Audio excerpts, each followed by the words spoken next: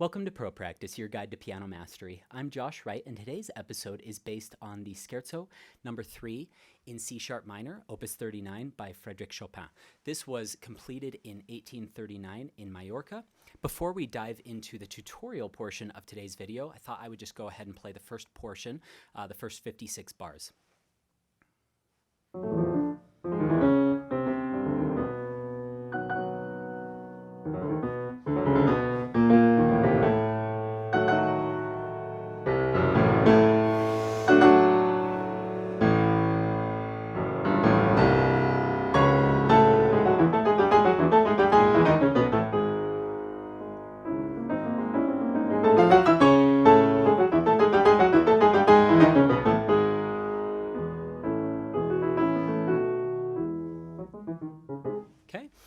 All right, so there is so much to go over in this piece. I have not played this piece in about 7 years. I spent the last week or two getting it back into my fingers a little bit for this tutorial, just so I didn't make a complete fool of myself with my demonstrations. But there has been so much that I've not only learned from wonderful teachers, including Susan Duhlmeyer, Logan Skelton, Sergei Babayan, and Boris Slutsky, in this tutorial, with this piece. I'm very lucky to have had lessons on this piece with all of those brilliant world-renowned teachers. But I've also been able to teach this to a student or two over the years and share many of these ideas with them, and I'm excited to share those ideas with each of you today. Really quick, just going over the general form of the piece. In Jim Sampson's book, he talks about this scherzo and trio concept plus the coda at the end. It's the coda. He talks about how there's this little intro, very almost Lisztian introduction, and then we have our main theme, which is full of octaves.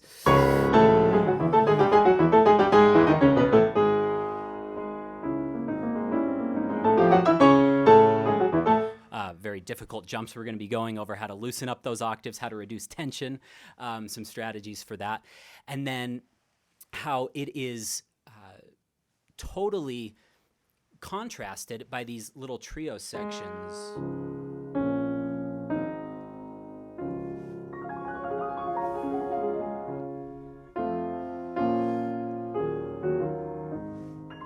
And I definitely struggled when I was younger getting those really light and figuring out the best techniques to play those with ease, so we'll be going over that as well. So we have C sharp minor in this, and then we have D flat major. So we have the enharmonic major, because C sharp and D flat are the same tone, but we're going from minor to major. Okay, so, and then later on he brings that trio section back, and then in E major, and then he brings it back in E minor. So that's just a rough sketch. I think one of the most magical moments in all of music, both Scherzo No.2, I love that. That's one of my favorite moments in all of music. My other favorite moment comes in this third scherzo toward the end. I can't remember, I think I heard it in a master class. Someone said, this little transition before the coda.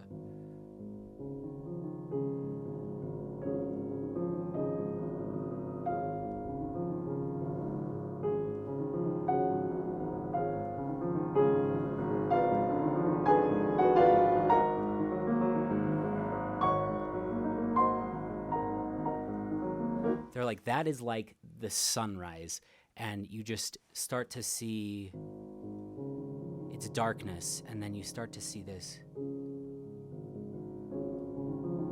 ray of light kind of cresting over the horizon. And then we finally get to those octaves before storming into the coda.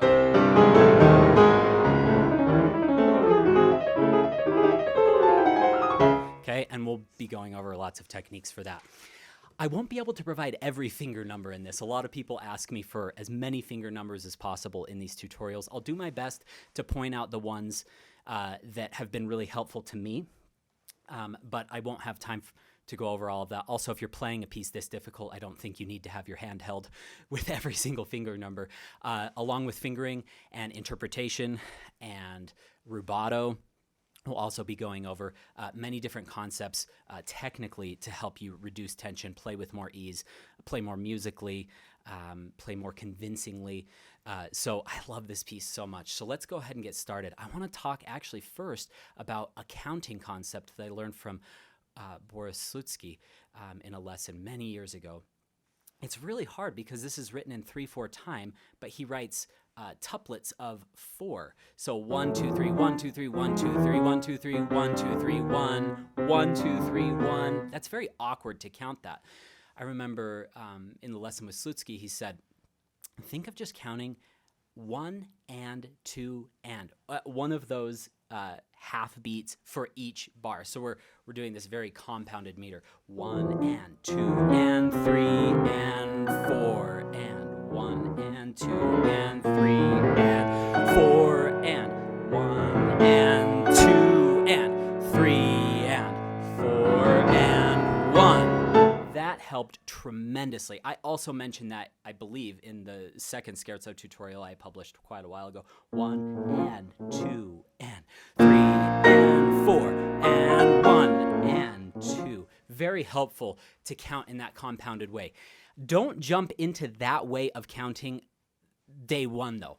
Count 1, 2, 3, 1, 2, 3, 1, 2, 3, 1, 2, 3, 1. Because when you count in a more compounded way, like 1 and 2 and, it's really easy to cut off little beats. 1, 2, 3, 1, 2, 3, 1, 2, 3, 1, 2, 3, 1, 2, 3, 1. Okay, but be working toward that more simplified meter. When you do get it into tempo, that meter helps to keep you in line, because this is so expressive, as all Chopin's music is. 1 and...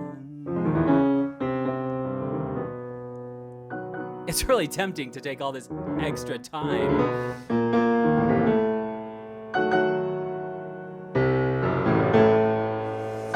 But you do lose sense of where the timing is. I think it also loses some of the drive and the joking, kind of terse, intense quality of this scherzo. So here we go. 1 and 2 and 3 and... Sorry, that was terrible. 1 and 2 and 3 and think of dee-dum-ba-dum, and then a little bit of a resolution there. Chopin writes piano, and then he writes forte right there. But all the teachers that I've taken this to have definitely said to grade those fortes in a stepwise manner. So the first one, maybe we just go to like a mezzo forte or mezzo piano even, and then maybe I just mostly do that. Just a little bit on the top, but it's mostly mezzo piano overall, like level 1, if you will, and then 1 and 2 and 3 and level 2, and then level 3, then go to there, and then regrow. Level 4, and then you can set a new tempo on that risoluto, because even though we're presto con fuoco, I don't think, let's see, 1, 2. To me, that feels too rushed. I like that just slightly slower at the beginning and then really setting the tempo. Now, Chopin did not indicate a tempo change, but he did write risoluto, and sometimes those expressive markings can be interpreted as a tempo marking. I'm sure I'll get a lot of backlash for saying that, but I've heard it in so many recordings that I feel confident saying that. Okay, just a little bit of advice here. In Chopin's music, also, if you read Seymour Bernstein's book, I believe it's called Interpreting Expressive Symbols in Chopin's Music or something like that, he talks about this idea of how those hairpin markings opening up can actually indicate expression in a different way than just volume, and you could actually use those to take just a little hair of time. So I actually like diminuendo. I remember when I took this to Sergei Babayan, he said you have to feel this forward impetus, this forward motion, so, but it doesn't go to there, because then it starts to feel very mechanical and contrived, whereas here one, and it's like a little sigh. And what that does is that makes it very connected to human speech or connected to actions that you might make when you're scared. You know, this scherzo doesn't have to be like a light joke. It could be kind of a cruel joke or, you know, a demon haunting someone like Scarbo or something. So a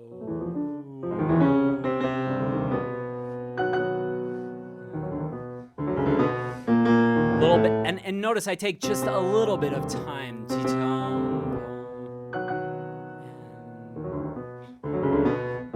sorry. I definitely came up a level there, and then soft, but go to there.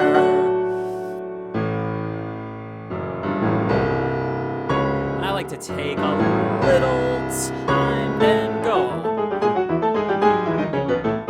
Okay, I have a lot to share about these octaves. I'm going to be fairly quick because we have so much to cover in this tutorial. I have some videos on octaves on YouTube that you can check out. But really quick, the most helpful technique for octaves was actually taught to me by Sergei Babayan on this. And he said, do 3 different levels of stroking backward. So he said, pull back all the way with your arm.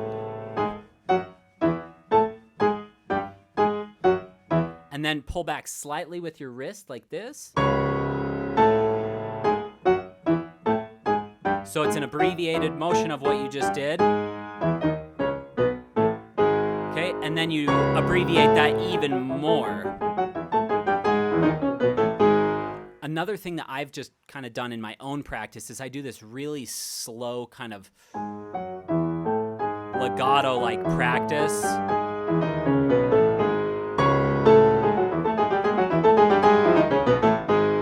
And I notice the more you practice this piece, the more those micro motions really get locked in a good way, not locked up, but locked in.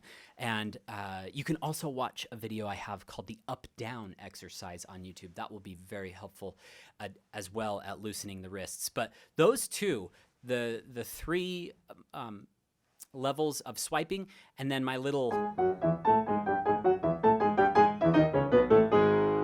exercise of staying really close to the keys helps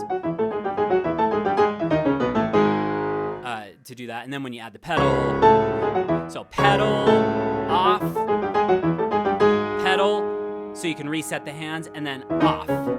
So and do your very best to practice that as one impulse, going forward like that.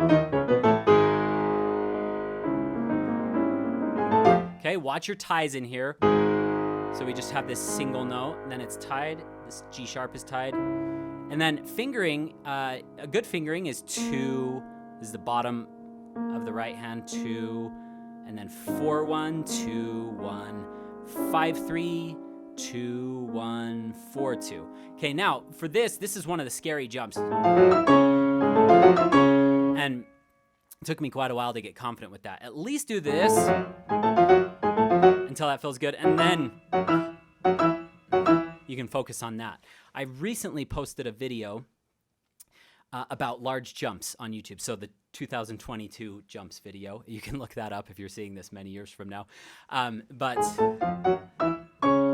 I basically go over the idea that you should look at the smallest interval. So rather than thinking, oh my gosh, I'm jumping from that F sharp to that E, which technically you are, but you're also jumping from that F sharp to that E. And your hand knows what an octave feels like, so focusing on that smaller interval can help. Okay, a little bit of interpretation that can help you with these octaves. Nice and big, and then back off. Ya-da-dum, and then go to there, and then to there, and then I kind of like that to come down. Yum.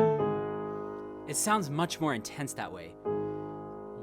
And later on in the piece, you could really storm to that when he adds that chord in there. But this one, and definitely voice that, and you can even take a little bit of time at the ends of these phrases. Don't feel like you've got to be metronomic in this piece. It should be pretty metronomic. Let's see.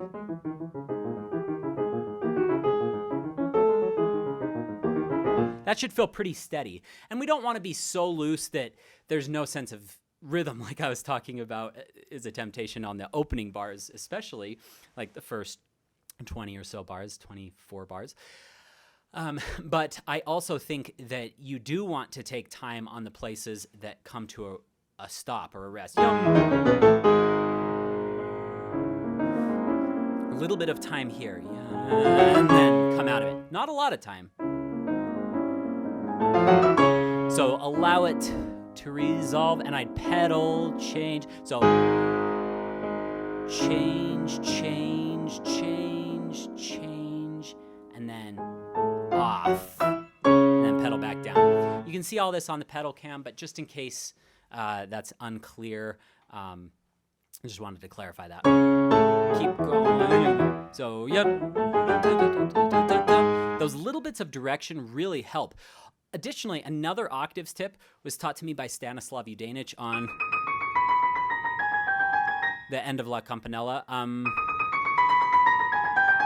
For getting those octaves a little faster, and you can definitely apply it here.